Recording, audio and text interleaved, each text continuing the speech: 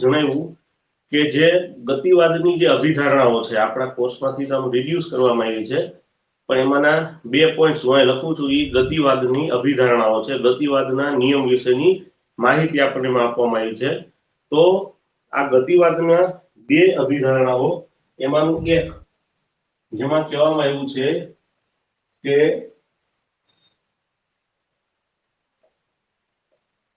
આદર્શ વાયુ ના અણુઓ વચ્ચે અથવા ખાલી વાયુઓ પણ લખી શકો ના અણુઓ વચ્ચે આકર્ષણ બળ હોતા નથી.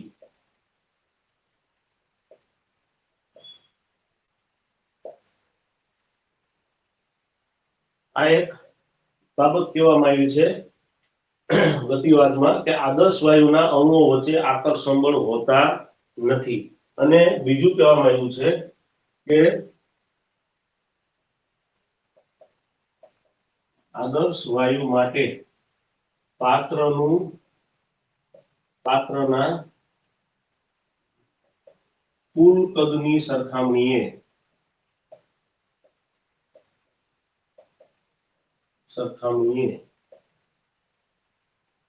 વાયુના અણુનું કદ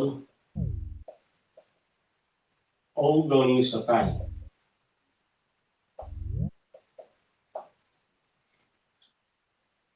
વાંડરવાલ્સે આ 2 ગતિવાદની અભિધારણાઓમાં સુધારો કરવાનું સૂચન કર્યું અને તેને આ બંને જે ગતિવાદની અભિધારણાઓ છે તેમાં એને સુધારો કર્યો.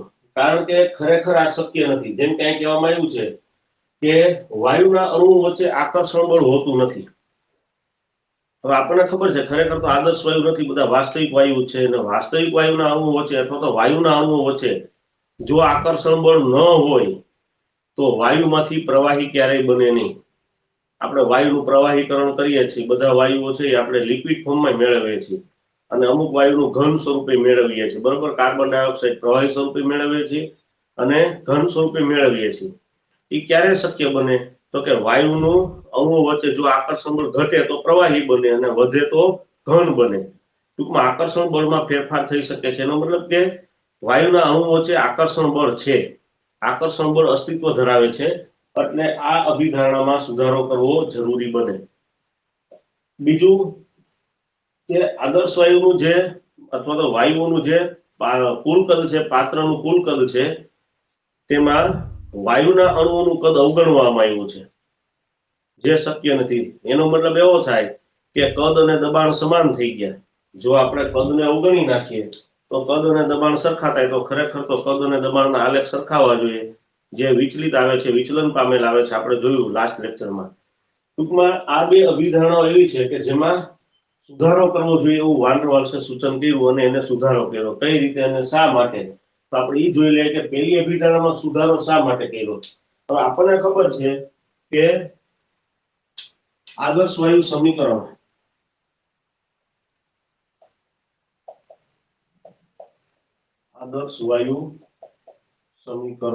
મુજબ PV બરાબર nRT થાય. જો આદર્શ વાયુ હોય તો અહીંયા આ સમીકરણ લાગુ પડે, પણ આ દબાણ અને કદમાં સુધારો કરવાની જરૂરિયાત વાંડરવાલ્સને લાગી. કારણ કે દબાણ માટે એવું કહેવામાં આવ્યું હતું કે વાયુના અણુ વચ્ચે આકર્ષણ બળ નથી, એટલે કે દબાણ ઉત્પન્ન કરતા નથી અને વાયુના અણુઓનું કદ કુલ કદની સરખામણીએ અવગણી શકાય.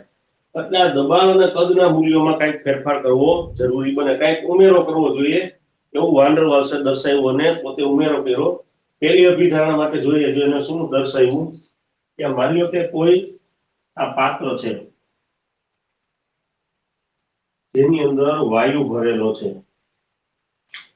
આ વાયુના અણુઓ, એમાંનો હું કોઈ એક અણુ પેલા એ દર્શાવું છું. બરોબર, તો આપણે સ્પષ્ટ જોઈ શકીએ એટલે થોડુંક અણુનું કદ મેં મોટું દર્શાવ્યું અહીંયા.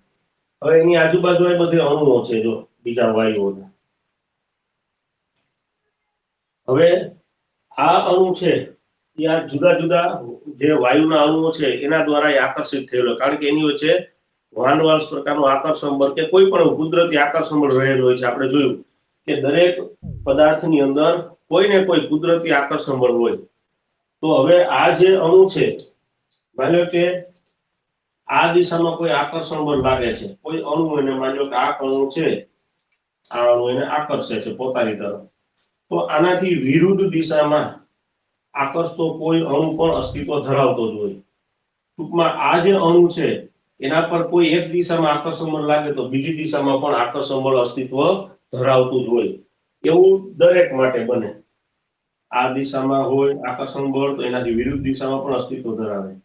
આ દિશામાં આકર્ષણ બળ લાગે તો એનાથી વિરુદ્ધ દિશામાં પણ આકર્ષણ બળ લાગે. તો તમે અહીં જોઈ શકો કે વાયુનો આ એક અણુ જે છે એની કોઈ એક દિશામાં આકર્ષણ બળ હોય તો એની વિરુદ્ધ દિશામાં હંમેશા આકર્ષણ બળ અસ્તિત્વ ધરાવતું હોય છે. એટલા માટે આ અણુનું પરિણામી આકર્ષણ બળ શૂન્ય થાય. તો પાત્રની અંદર જે વાયુ રહેલો છે અથવા તો પાત્રની અંદર જે વાયુના અણુઓ છે એ વાયુના અણુઓનું પરિણામી આકર્ષણ બળ શૂન્ય થાય. આ તો સમજી શકાય એવું છે, બરોબર. હવે બીજી એક સ્થિતિ છે કે આ વાયુના અણુઓ છે ફરતા ફરતા આ દિવાલ સાથે અથડાય છે, તો આપણને ખબર છે દિવાલ સાથે અથડાય પાછી એની દિશા બદલી નાખે, આ રીતે આવે. હવે આ જે અભિધારણા છે પ્રમાણે એવું બનવું જોઈએ કે આ કોઈ એક અણુ આવ્યો, બરોબર, દિવાલ સાથે અથડાય અને પાછો તરત આમ જતો રહે. આ અથડાય ત્યારે એનું દબાણ અને અથડાય પાછો ફરે ત્યારે દબાણ સરખું હોવું જોઈએ. આ તો આપણે સમજી શકીએ. જો આકર્ષણ બળ ન હોય તો જેટલા બળથી અહીંયા અથડાય એટલા જ બળથી પાછો ફરે. એટલે કે અહીંયા અથડાય પહેલાનું દબાણ ને અથડાય પછીનું દબાણ કેવું હોવું જોઈએ? સરખું હોવું જોઈએ. એવી આપણી માન્યતા છે આ અભિધારણા ઉપરથી. પણ ખરેખર એવું બનતું નથી. હવે શું બને છે આપણે જોઈએ. જો હવે આવું બને છે આમાં. હવે ખાલી આપણે દિવાલનો જ વિચાર કરીએ. પાત્રની આ દિવાલ, એની નજીક આ કોઈ એક અણુ, એની નજીક કોઈ એક અણુ આવ્યો, હજી અથડાણો નથી, અથડાયેલા પહેલાની સ્થિતિ હું દર્શાવું છું. હવે તમે જોવો જોઈએ. હવે માની લો કે અહીંયા કોઈ એક અણુ હોય અને આને પોતાની તરફ આકર્ષવાનો છે અને આમ આકર્ષણ બળ લાગે છે આ દિશામાં, તો એનાથી વિરુદ્ધ દિશામાં આકર્ષણ બળ છે કઈ તરફ આવવું જોઈએ? કે દિવાલની બહારની તરફ, જે શક્ય નથી. કારણ કે ત્યાં તો દિવાલ આવી જાય છે, અહીં કોઈ અણુ નથી. અહીં કોઈ અણુ હોત તો આ જે બળ છે એને સંતુલિત કરતું, એને રદ કરતું, એને નાશ કરતું કોઈ એક બળ હોત. પણ અહીંયા આગળ તો દિવાલ આવી જાય છે, એટલે આ બળને નાશ કરતું એવું કોઈ વિરોધી બળ અસ્તિત્વ ધરાવતું નથી. એવું જ અહીંયા બને. તો આનું નાશ કરે ને રદ કરે એવું કોઈ વિરોધી બળ અસ્તિત્વ ધરાવતું નથી. કેમ તમે આ અણુમાં જોઈ શકો કે આ અણુમાં પરિણામી બળ શૂન્ય નહીં થાય. એટલા માટે કે આ અણુ આ દિવાલ સાથે અથડાય તે પહેલા તેનું પરિણામી બળ છે એ આ તરફ, અંદરની તરફ. આનું પરિણામી બળ તમે ફિઝિક્સની દ્રષ્ટિએ વિચારી શકો કે અંદરની તરફ હોય. આમ ફેક્ટર આપણે એનો લઈ લઈએ તો અંદરની તરફ બળ આવે. એટલે હવે દિવાલ ઉપરના વાયુના અણુઓની જો સ્થિતિ વિચારીએ, દિવાલ સાથે અથડાય છે એવા જ અણુ હું ખાલી દોરું છું. આ રીતના અણુઓ, આ બધાનું પરિણામી બળ છે એ અંદરની તરફ આવે.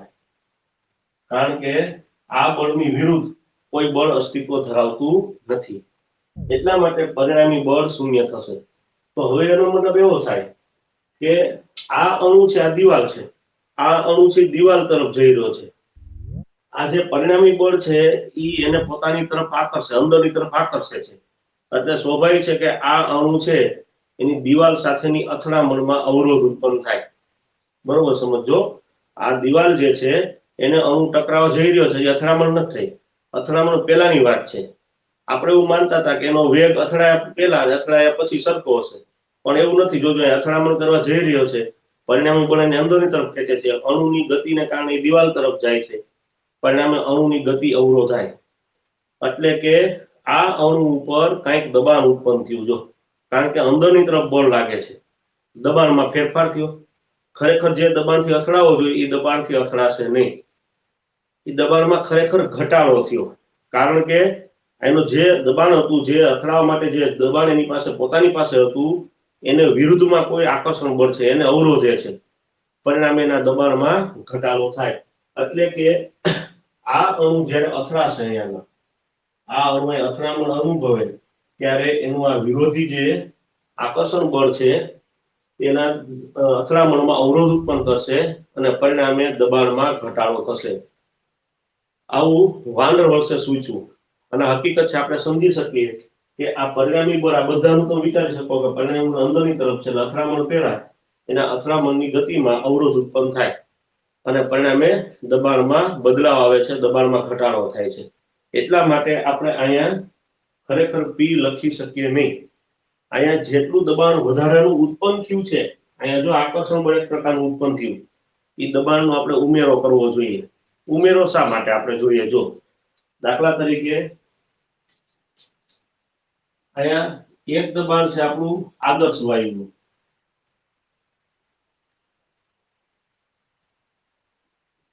બીજું છે વાસ્તવિક વાયુનું.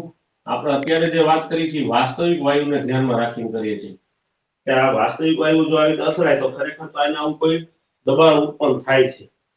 હવે અહીંયા આગળ આપણે જોઈ શકીએ કે આ અણુ અથડાય પહેલા એના વિરુદ્ધમાં આકર્ષણ બળ છે, એટલે દબાણમાં કંઈક ઘટાડો થાય છે. માની લો એક જેટલો ઘટાડો છે, આપણે માની લઈએ. તો હવે મારે વાસ્તવિક વાયુનું જો આદર્શ દબાણ જોઈએ, ખરેખર તો વાસ્તવિક વાયુ તો કેટલું? આદર્શ વાયુમાં આપણે x ઉમેરવો જોઈએ. આદર્શ વાયુ વત્તા x જેટલું બળ તો એ કેટલું હોય, તો એના વિશેની માહિતી વાન ડર વાલ્સે આપેલી છે. તો કઈ રીતે હવે ધ્યાન આપજો. બરોબર, એનો મતલબ એવો થાય કે પી માં આપણે કંઈક દબાણમાં ઉમેરો કરવો પડશે. બરોબર, આદર્શ વાયુનું દબાણ પી હતું, પણ ખરેખર અહીંયા સુધારો કરવાની એટલા માટે જરૂરિયાત ઊભી થઈ કારણ કે અથડામણ પહેલા અહીંયા તો વાંધો નથી, પાત્રની અંદર હોય ત્યારે તો દબાણમાં કોઈ બદલાવ નથી આવતો, પણ અથડામણ પહેલા અવરોધ ઉત્પન્ન થાય છે. તો એ જે ઘટાડો છે દબાણનો, એ આદર્શ વાયુના દબાણમાં ઘટાડો થયો કહેવાય. આપણે ચર્ચા કરી છે વાસ્તવિક વાયુને, બરોબર સમજજો. તો એ જે ઘટાડો છે એટલો આપણે ઉમેરવો પડે આદર્શ વાયુમાં, તો આદર્શ વાયુ સમીકરણ સાચું પડે. કેટલો ઉમેરવો જોઈએ? તો આપણે અહીંયા જોઈ શકીએ કે આ અણુ જ્યારે અથડાય છે ત્યારે એની કંઈક સાંદ્રતા હશે. સાંદ્રતા એટલે જેને આપણે n/v કહીએ છીએ. બરોબર, અને હવે અથડાણ પછી કંઈક સાંદ્રતા હશે. ટૂંકમાં બે સાંદ્રતા દર્શાવે છે. અત્યાર સુધી આ સાંદ્રતા એક જ હતી એવું માનતા હતા આપણે, કારણ કે જ્યારે અણુ અથડાય છે ત્યારે ને પાછો ફરે ત્યારે બંને વખતે આપણે એનું દબાણ છે એક સરખું માનતા હતા. પણ હવે એવું નહીં બને. આ સાંદ્રતા અને આ સાંદ્રતા બંને અલગ અલગ હશે. ટૂંકમાં બે વાર સાંદ્રતા આવશે. એટલે અહીંયા આગળ જે કાંઈ દબાણમાં ફેરફાર થાય છે એ સાંદ્રતાના વર્ગના સમપ્રમાણમાં હોવું જોઈએ. તો આ દબાણ છે, આ જે નવું દબાણ આપણે દર્શાવ્યું, જે આ અણુઓ છે, વાયુઓ છે, એની સાંદ્રતા એટલે n/v મોલ પ્રતિ લિટર આપણે જેને કહીએ, તો n/v ના વર્ગના સમપ્રમાણમાં હોવું જોઈએ. જો કોઈ અચળાંક મૂકવામાં આવે a, તો n²/v² થશે. એ શું છે? તો જ્યાં a બરાબર અચળાંક છે, એ શું છે? એ છે અચળાંક છે. તો આપણે p માં આટલો ઉમેરો કરવો જોઈએ. તો ખરેખર આપણું જે આદર્શ વાયુ સમીકરણ છે કે જેમાં આપણે p લખીએ છીએ એના બદલે p + a n²/v² લખવું જોઈએ. અને હજી v માં પણ ફેરફાર થશે. હજી આ સમીકરણ અધૂરું છે. આ એક અભિધારણા ઉપરથી આપણે માહિતી લીધી કે દબાણમાં જો a n²/v² જેટલો ઉમેરો કરવામાં આવે તો ખરેખર જે દબાણ આ પાત્રની અંદર ઉત્પન્ન થાય છે એ આપણે મેળવી શકીએ, અથવા તો વાસ્તવિક વાયુ માટે આપણે લાગુ પાડી શકીએ. બરોબર, તો એક આ સુધારો થયો.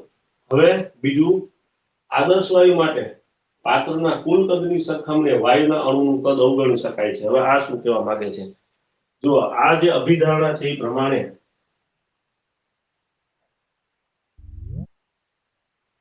આનો અર્થ આવો થાય છે કે આ કોઈ એક પાત્ર છે,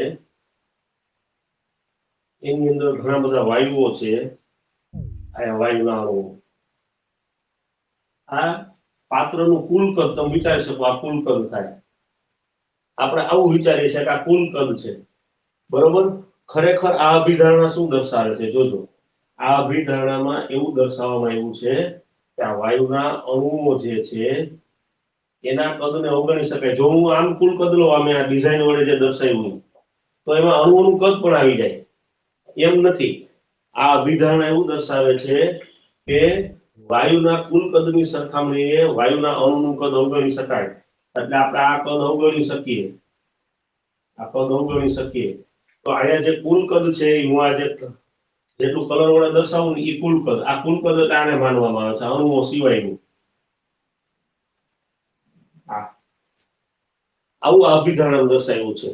ખરેખર થવું જોઈએ આ આપણે માનીએ છીએ, બરોબર. આવું દર્શાવ્યું છે, વાયુના અણુઓનું કદ અવગણવામાં આવ્યું છે. ખરેખર અવગણી શકાતું નથી.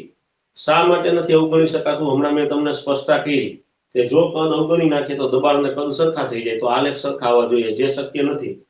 તો અહીંયા v માં પણ સુધારો કરવો જરૂરી છે. હવે શું સુધારો કરવો જોઈએ એ આપણે જોઈ લઈએ. જો હવે આ જે અણુઓ છે, આ અણુઓ કંઈક કદ તો રોકે છે. આ તો આપણે સમજી શકીએ કે અણુઓ કદ રોકે છે. કેટલું કદ રોકશે? તો કે આ અણુઓ જે કદ રોકે છે તે તેની અણુની સંખ્યા ઉપર ડિપેન્ડ કરે, મોલ ઉપર ડિપેન્ડ કરે. અને આ જે કદ આવશે, આપણું આદર્શ વાયુનું કદ આ રીતે છે, v આદર્શ વાયુ. આ વાસ્તવિક. તો મેં તમને કીધું, જો બરોબર સમજો, આટલું કદ ગણતરીમાં લેવામાં આવે છે. હવે આ કુલ કદ એટલે ખરેખર આ બધું કદ થાય છે. તો શું કરવું જોઈએ? તો કે આ જે અણુઓનું કદ છે એ આપણા આમાં ઉમેરવું જોઈએ. માની લો x જેટલું કદ, હું એના જેવું જ ઉદાહરણ લઉં છું. તો આ અણુઓનું જે કદ છે એ આપણે વાસ્તવિક વાયુનું જે કદ છે એમાં ઉમેરવું જોઈએ. તો પછી વાસ્તવિક વાયુનું કદ શું થાય? v વાસ્તવિક બરાબર v આદર્શ માઇનસ x. તો આપણે x જેટલું કદ છે આદર્શ વાયુમાંથી બાદ કરવું જોઈએ. કેટલું બાદ કરવું? તો કે આ કદ કોના સમપ્રમાણમાં છે? તો વાયુના અણુની સંખ્યાના સમપ્રમાણમાં અથવા મોલના સમપ્રમાણમાં. સપ્રમાણતા અચળાંક દૂર કરીએ તો અહીંયા b અચળાંક લીધું. b છે એ અચળાંક છે. તો v બરાબર bn આવ્યું, એટલે કે કેટલું કદ બાદ કરવું જોઈએ? bn જેટલું. તો હવે જો હું આ સમીકરણ લખી નાખું, આ સમીકરણ આપણને મળ્યું હતું a n2/v² into v minus nb બરાબર nRT. આને વાન ડર વાલ્સ સમીકરણ કહેવામાં આવે. તો આદર્શ વાયુ સમીકરણમાં વાન ડર વાલ્સે સુધારો કર્યો અને એને દર્શાવ્યું કે દબાણમાં જો આટલો ઉમેરો કરવામાં આવે, કદમાં આટલો ઘટાડો કરવામાં આવે, તો આ સમીકરણથી વાસ્તવિક વાયુને લાગુ પાડી શકાય. એટલે ખરેખર એમાં સુધારો કરવો જરૂરી હતો, કારણ કે જે ગતિવાદની અંદર આ મુદ્દાઓ દર્શાવેલા છે એ મુદ્દા પ્રમાણે આપણે અહીં જોઈએ ને, આપણે તર્કસંગત દલીલો દ્વારા આપણે સમજ્યા કે આ બે ખરેખર વાસ્તવિક રીતે શક્ય નથી. એટલે વાન ડર વાલ્સે આ આદર્શ વાયુ સમીકરણમાં ઉમેરો કરીને સમીકરણ મેળવ્યું, જેને વાન ડર વાલ્સ સમીકરણ કહેવામાં આવે છે. તમને હમણાં બીજું આમ તો કાંઈ થિયરી આપી છે આપણે લઈએ, આમાંથી બહુ કાંઈ ખાસ પ્રશ્નો નથી, પણ એક મિનિટ સર, એક મિનિટ. બોલો સાહેબ કોઈને પૂછજો ને, જરીકે નથી ચોટતું કોઈને. હે પૂછજો ને, કોઈને હાવ નથી ચોટતું. હું તો 5-6 વાર જોઈન થયો સાહેબ. ના સાહેબ નથી ચોટતું. કઈ પ્રોબ્લેમ છે ભાઈ? બધું સાહેબ હે બધું બરાબર આવે સાહેબ. બરાબર જ છે સર બધું. કે ભાઈ બરાબર જ છે ભાઈ, તારે તો પ્રોબ્લેમ હશે હો. જો હવે આ સમીકરણમાં બીજું કાંઈ આમ પૂછી શકાય એવું નથી, બરોબર. આગળ ભવિષ્યમાં ક્યારેય સમીકરણ આવવાનું નથી, પણ તમને ક્યારેક જી નીટમાં વાન ડર વાલ્સ સમીકરણ કયું છે એવું પૂછાય. બીજું આમાં કઈ બીજું કઈ ખાસ તમારે આમાં ભવિષ્યમાં 12મા દ્રષ્ટિએ કે જીનીની દ્રષ્ટિએ મને એવું નથી લાગતું કે આમાં કઈ બીજું પૂછી શકાય એવું સિવાય કે સમીકરણ. બરોબર. ચાલો હવે આમાં કઈ બીજું પૂછવાનું હોય તો કયો, પછી આપણે આગળ વધીએ. બીજા કોઈ ટોપિક બાકી છે? હેલો સર, હા બોલો. આ a અને b મૂલ્યમાં આપીને કઈ એવું ન પૂછે ને? ઈ અચળાંકો છે. ના, ઈ અચળાંક. ઈ શું છે? અચળાંક છે. હજી આગળ માહિતી આવશે એટલે તમને હજી વધુ ખબર પડશે. હજી આના પછીનો પોઈન્ટ લઉં ને એટલે. Okay sir, okay done. હજી આગળ આપણે આપ્યું છે સંકોચનીયતા અવયવ. થોડુંક જેને કહેવાય કે તર્ક વધારે માર્ગી લઈને થોડુંક મારી દ્રષ્ટિએ સમજવું અઘરું પણ એવું છે, પણ ખાસ એવું બધું કઈ આગળ આવવાનું નથી. હવે જે લઉં ને એ પોઈન્ટ અહીંયા આપ્યો છે, સંકોચનીયતા અવયવ તમને આલેખ આપ્યો છે 5.10, એની ઉપરના ફકરામાં લખ્યું છે. જો ત્યાંથી શરૂ કરી અને આ છેલ્લે જે આપ્યું ત્યાં સુધીનું બધું હું એક સમજાવું છું ટોપિક. આમાં તમને MCQ માં કેટલું પૂછાય તમને કહી દઉં, બાકી કઈ આપણે તો આ થિયરીમાં આપણે પૂછવાના નથી, બરોબર? ખાલી તમારા આમાં મેઇન પોઈન્ટ કહું, તમે યાદ રાખજો. ચાલો હવે આગળ વધીએ.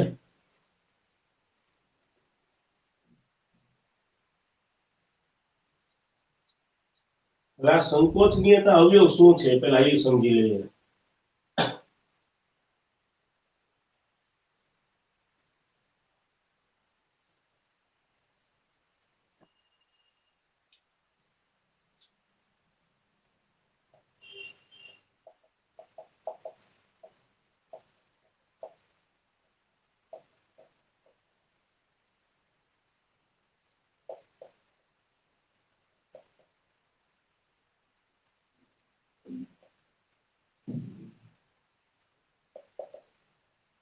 Compressibility.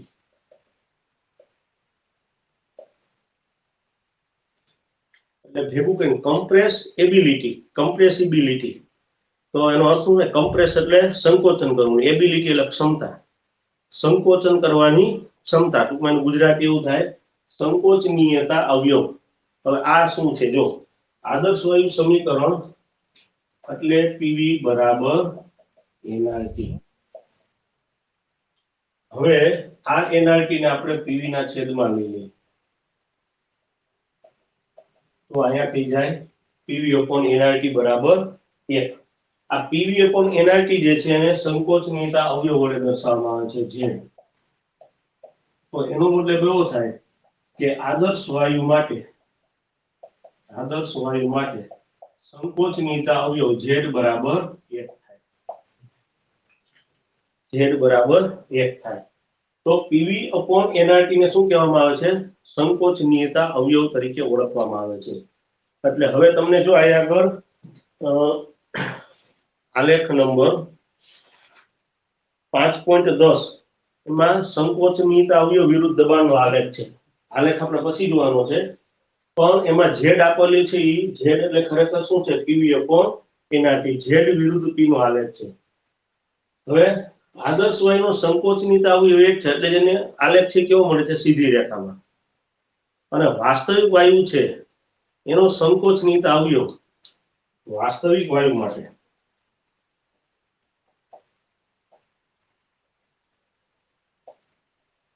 Z greater than 1 અથવા Z less than 1 થાય. આ બેમાંથી એક થાય. Z બરાબર 1 નો થાય આદર્શ વાયુ માટે. વાસ્તવિક વાયુ માટે Z નું મૂલ્ય કાં તો 1 કરતા વધારે અથવા તો 1 કરતા ઓછું, ટૂંકમાં ધન કે ઋણ આવી શકે. ધન અથવા ઋણ આવી શકે. એ કઈ રીતે એને શું સમજાવવા માંગે છે આપણે એ જોઈ લઈએ. આલેખ તો હું અહીં દોરું છું, પેલા એને અનુરૂપ થોડી માહિતી લેશું, પણ આલેખ હું દોરી રાખું તો સમજવામાં વધુ સરળ પડશે. હું અહીંયા ટૂંકમાં Z જ લખું છું. હવે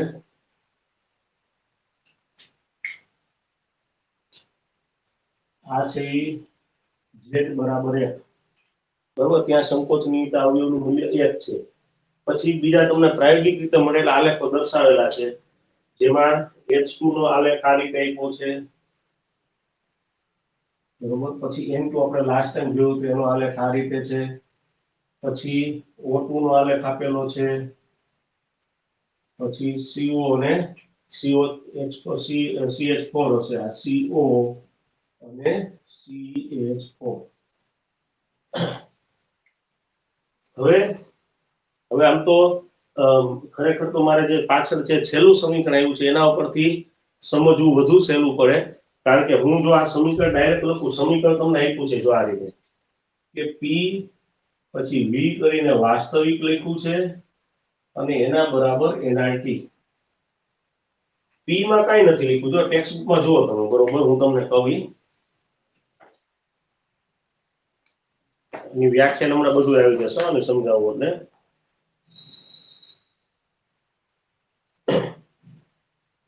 જો અહીંયા આપ્યું છે, જો 5.33 Z બરાબર P ગુણ્યા V વાસ્તવિક છે nRT. મેં અહીંયા Z એટલે આદર્શ વાયુ માટે તો 1 હોય એટલે આ ડાયરેક્ટ મેં લખી નાખ્યું છે p વાસ્તવિક p ગુણ્યા v વાસ્તવિક બરાબર nrt.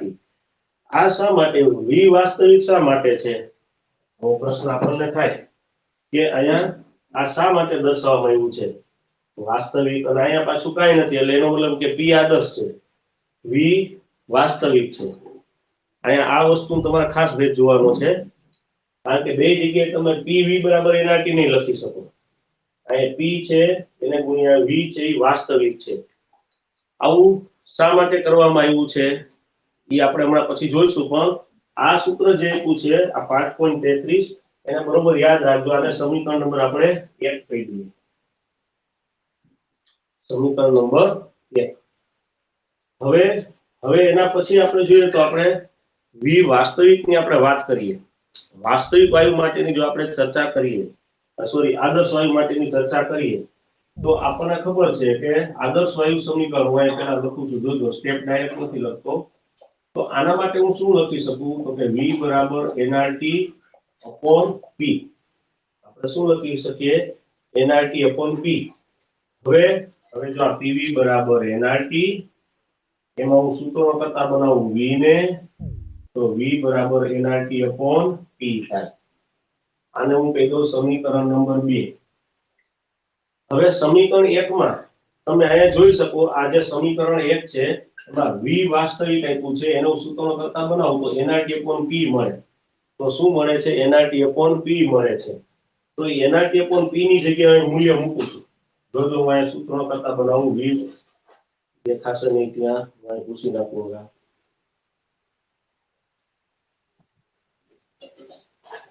સમીકરણ 1 છે એમાં હું v વાસ્તવિક ને સૂત્રમાં કરતા બનાવું તો શું થાય છે? જો nrt upon p થાય છે. તો આ જે છે v nrt upon p, અહીંયા nrt upon p છે, તો આની અંદર હું મૂકી શકું v આદર્શ.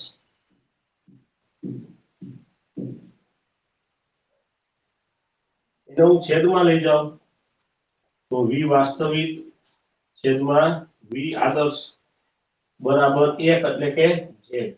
તો અહીંયા આપણને એક નવું સમીકરણ મળે છે, z બરાબર v વાસ્તવિક છેદમાં v આદર્શ.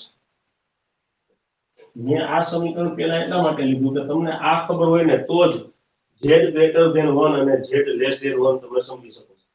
શું કર્યું આપણે? આ v જો અહીંયા મેં ખાલી v લખ્યું છે, આદર્શ વાયુ સમીકરણ, આ v આદર્શ છે, અહીંયા લખવું તો લખી શકાય શબ્દોમાં, પણ લખવાની જરૂર નથી, ખાલી વિડિયો એટલે સમજાવવાનું.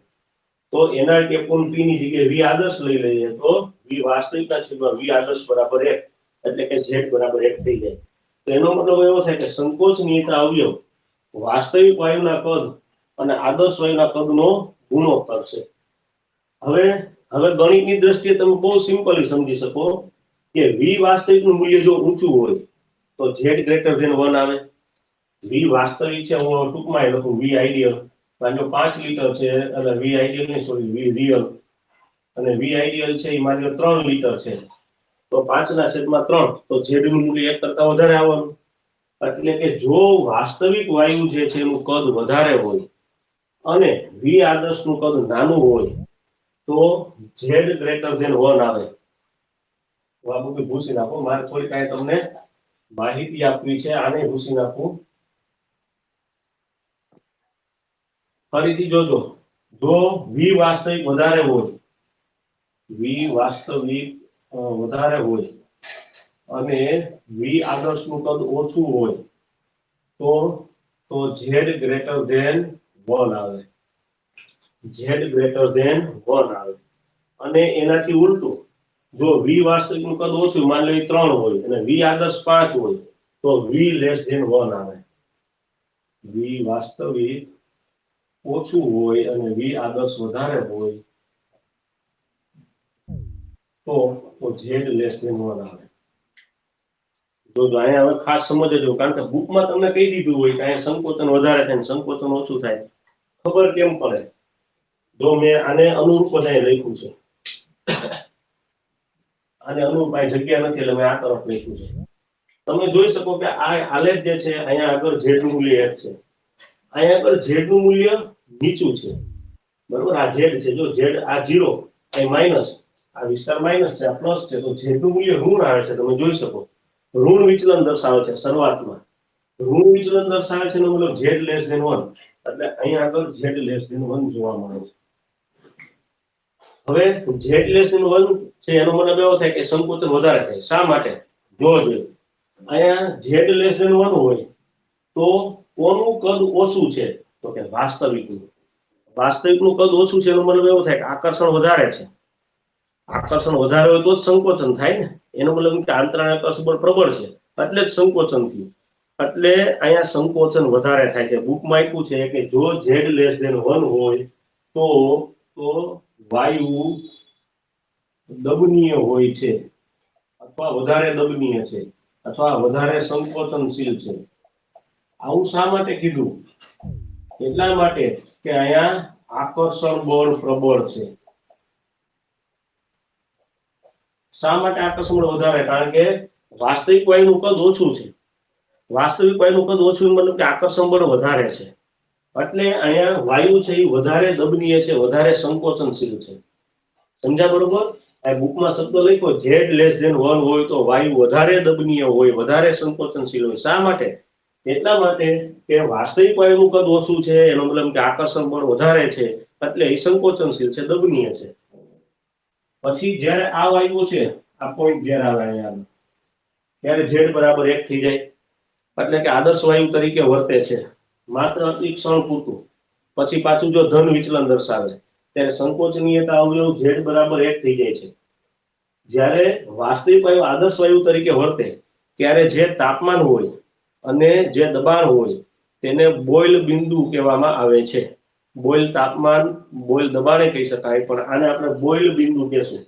એટલે કે વાયુ જ્યારે બોઇલ પોઈન્ટ ઉપર પહોંચે બોઇલ બિંદુ ઉપર પહોંચે ત્યારે વાસ્તવિક વાયુ આદર્શ વાયુ જેવી વર્તણૂક દર્શાવે। પછી પાછું જો ધન વિચલન દર્શાવે છે ધન વિચલન ક્યારે દર્શાવે તો કે વાસ્તવિક વાયુનું કદ મોટું। હવે વિચાર કરો વાસ્તવિક વાયુનું કદ વધે ક્યારે? અણુ વચ્ચે અપાકર્ષણ હોય અપાકર્ષણને કારણે વિસ્તરણ થાય એનો મતલબ કે આકર્ષણ ઓછું છે અપાકર્ષણ વધારે છે। અપાકર્ષણ વધારે છે એટલે દબનીય ઓછા છે એટલે આ જે વિસ્તાર છે ને અહીંયા આગળ આકર્ષણ મહત્વનો ભાગ ભજવે છે। આ બધી નોંધ તમે કરજો નહીં તો પાછી ભૂલાઈ જશે બુકમાં લખતા જાજો। આ વિસ્તારમાં અપાકર્ષણ છે બહુ મહત્વનો ભાગ ભજવે છે એટલા માટે આ વાયુ સંકોચન આ વિસ્તારની અંદર વાયુ પહોંચે ધન વિચલન દર્શાવે ત્યારે અદબનીય અથવા તો ઓછા સંકોચનશીલ છે કારણ કે અણુ વચ્ચે અપાકર્ષણ હોય છે એટલે તે ઓછા સંકોચનશીલ છે। અહીંયા આગળ તો આના ઉપરથી બધી બાબત સ્પષ્ટ થાય। અહીંયા લખી નાખીએ અહીંયા આગળ વાયુ ઓછા દબનીય એટલા માટે કે અપાકર્ષણ વધારે પ્રબળ છે।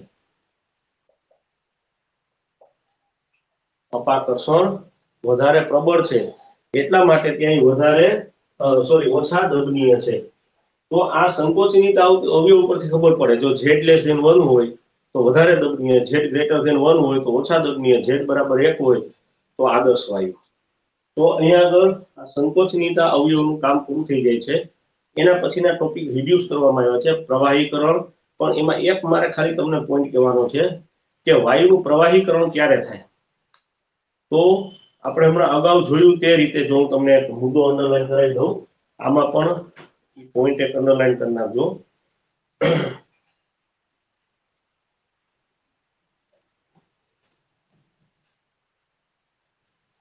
જો અહીંયા તમને હાઇલાઇટ કરીને આપ્યા છે ક્રાંતિક તાપમાન એવું લખેલું છે બરોબર।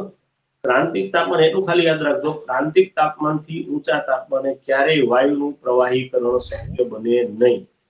પ્રવાહીકરણ કરવું હોય તો આપણે ઊંચું દબાણ આપવું પડે કારણ કે જો વાયુને આપ ઉપર દબાણ લાગુ પાડશું તો એના અણુઓથી નજીક આવશે આંતરાણીય આકર્ષણ બળ વધે એટલે પ્રવાહીનું વાયુનું પ્રવાહીમાં રૂપાંતર થાય એટલે દબાણ ઊંચું હોવું જોઈએ। બીજું તાપમાન નીચું હોવું જોઈએ। શા માટે? કારણ કે તાપમાન ઊંચું હોય તો ગતિ ઉર્જા વધી જાય તો અણુઓ દૂર જાય એટલે નીચું તાપમાન શક્ય તેટલું નીચું તાપમાન અને શક્ય એટલું ઊંચું દબાણ આપવામાં આવે તો વાયુઓનું પ્રવાહીકરણ થાય। પણ એક સમય એવો આવે કે પ્રવાહીકરણ થવાનું બંધ થઈ જાય તો જે અધિકતમ જે મહત્તમ તાપમાન સુધી જ્યાં સુધી પ્રવાહીકરણ થયું મહત્તમ તાપમાને ક્રાંતિક તાપમાન કહેવાય। ક્રાંતિક તાપમાનથી ઊંચા તાપમાને ક્યારેય પ્રવાહીકરણ શક્ય નથી આ ક્રાંતિક તાપમાન તમે અંડરલાઈન કરી નાખો છો શરૂઆતમાં જે TC. તમને આ પૂછી શકાય કે ક્રાંતિક તાપમાન શું છે, અથવા તો ક્રાંતિક તાપમાનથી ઊંચા તાપમાને પ્રવાહીકરણ થશે કે નહીં થાય, પ્રવાહીકરણ ન થાય. બરોબર, એટલે કે આ એક શરત યાદ રાખવાની છે, નીચું તાપમાન, ઊંચું દબાણ અને ક્રાંતિક તાપમાન થી નીચા તાપમાને પ્રવાહીકરણ થાય. બસ એટલું તમારે યાદ રાખવાનું છે. ક્યાંક કદાચ ક્યારેક ZEE નીટમાં પૂછાય, બાકી તો કઈ બીજું પૂછાય એવું નથી. પ્રવાહીકરણ માટેની શરતો કઈ છે, તો કે નીચું તાપમાન, ઊંચું દબાણ અને ક્રાંતિક તાપમાનથી નીચું તાપમાન, તો વાયુનું પ્રવાહીકરણ થાય. તો અહીંયા આગળ આપણે ચેપ્ટર પૂરું થઈ જાય છે. એના દાખલાઓ છે એ અમુક મેં તમને કરાવેલા છે, અને અમુક દાખલાઓ છે મને એવા જે લાગે હું તમને વિડીયો મારફત અમુક આવતા લેક્ચરમાં જોઈએ, નહીં તો હું જોઈ લઉં ટેક્સ્ટબુકમાં એવા લાગે તો એ દાખલા કરાવીશ. બાકી તમને યુટ્યુબમાં વિડીયો મૂકીને એની લિંક સેન્ડ કરી દઈશ, તો તમે એના દ્વારા દાખલાનો અભ્યાસ કરી લેજો. કારણ કે એમાં ખોટો સમય આપણે એટલા માટે ન બગાડવો, કારણ કે આ પાછા દાખલો આમ ક્યાં આગળ ઉપયોગી નથી. આ જે છે એ જીનીની દ્રષ્ટિએ આપણે જોઈએ છીએ, તો હું તમને એના શક્ય એટલા દાખલા કરાવી દઈશ. કોઈ પદ્ધતિના દાખલા રિપીટ થતા હોય તો એ તમે દાખલાઓ છે મૂકી દઈશ, એ તમે પ્રેક્ટિસ કરજો. બરોબર, પણ તમે પાછા વિડીયો જોજો તો કામનું, બાકી ખાલી લિંક ઓપન ન કરો કે ન જોવો તો પછી નુકસાન થાય. એટલે મેં તમને વિડીયો મોકલેલા છે, તમે જોયા વિડીયો? મેં 3-4 મૂક્યા છે કે નથી જોયા? હા સર, જોયા. હા, એમાં એવું છે કે જો તમારે તો એ લેક્ચરમાં ચાલી ગયું છે, પાછું કોઈ રેકોર્ડિંગ જોયું હોય અને વળી પાછું આ ત્રીજી વાર રિપીટ થયું, એટલે આમાં હું અપેક્ષા બધા વિદ્યાર્થીઓ આગળ નથી રાખતો, તમે કદાચ જોયું હોય. કારણ કે એની પણ હવે હું દાખલા મૂકીશ ને એ રિપીટ નહીં થતા હોય. હવે નવા દાખલા જે આપણે 4 કે 5 પ્રશ્નો મને યાદ છે ત્યાં સુધી ચાલ્યું હતું, એ સિવાયના હું પાછા ટૂંક સમયમાં મૂકીશ. એટલે તમે દાખલાઓ છે એમાં જેથી કરીને તમે એમાં સમજી શકો, ગમે ત્યાં જોઈ શકો, એમાંથી જોઈ નોટમાં લખી શકો. કારણ કે દાખલાવાળો ચેપ્ટર હજી આપણે જે સંતુલન ચેપ્ટર ચાલુ કરવું છે એ પણ પુષ્કળ દાખલાઓ છે એમાં. મને યાદ છે ત્યાં સુધી ઉદાહરણ ને સ્વાધ્યાયથી 70 ઉપર દાખલાઓ છે, તો એ તો બધું શક્ય ન બનાય ગણાવવા. એટલે થોડુંક હું કરાવીશ, અમુક રીતે કરાવું પાછા એવું થોડીક બીજી હું એવું લાગે એવા પ્રશ્નો પાછા વિડીયો દ્વારા, અને તમને ન આવડે તમે ક્યાં તમને નથી પૂછી શકતા, તો એવું થોડુંક કામ કરશું તો તમે એમાં સાથ સહકાર આપો તો તમને ફાયદો થાય. તો તમે એને બરાબર વિડીયો છે પૂરેપૂરું જોવાનું, સમજવાનું, નોટમાં લખવાનું. અને હું બીજા ચેપ્ટરને હમણાં નથી મૂકતો, બાકી હું બીજા ચેપ્ટરને મૂકતો જ, હવે મૂકીશ હું. તો તમે ચેનલ સબસ્ક્રાઇબ કરી નાખો, એમાં તમને વિડીયો બધા મળતા રહે. વિચાર છે બીજા ચેપ્ટરને થોડાક પ્રશ્નો મૂકતો રહું, કારણ કે અત્યારે 11મા ધોરણમાં બધાને ખબર છે કે ઓનલાઈન ચાલતું હોય, તો થોડાક અમુક એવા ટોપિક, એવા પ્રશ્નો થોડુંક સમય મળે તો મૂકતો રહેશે. અત્યારે તો દ્રવ્ય અવસ્થાના 100% પ્રશ્નો મૂકવાનો છું, 1-2 દિવસમાં મૂકીશ. બરોબર, 15 મિનિટની આજુબાજુના વિડીયો છે, બહુ મોટા નહીં હોય, એટલે જેથી કરીને તમને પૂરો જોઈ શકો. સમય બધા પાસે અત્યારે તમારા બધા વિષય હોય, એટલે બહુ મોટા વિડીયો નથી મૂકતો. બરોબર, તો તમે જોઈ લેજો. એટલે આવતીકાલથી આપણે એક નવું ચેપ્ટર ચાલુ કરશું, 7મું ચેપ્ટર, જે આપણા કેમેસ્ટ્રીનું સૌથી મોટું ચેપ્ટર છે, સંતુલન, ઇક્વિલિબ્રિયમ. અને બહુ જ અગત્યનું છે 12મા ધોરણ માટે, અને ગમે તે ચેપ્ટરમાં એનો ઉપયોગ આવે એવું બહુ અગત્યનું ચેપ્ટર છે. તો એની આપણે શરૂઆત કરશું. બરોબર, ચાલો હવે બીજું કઈ પૂછવાનું છે?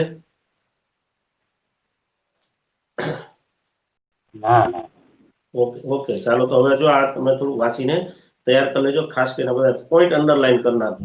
બરોબર, ચાલો તો હવે મીટિંગ પૂરી કરું.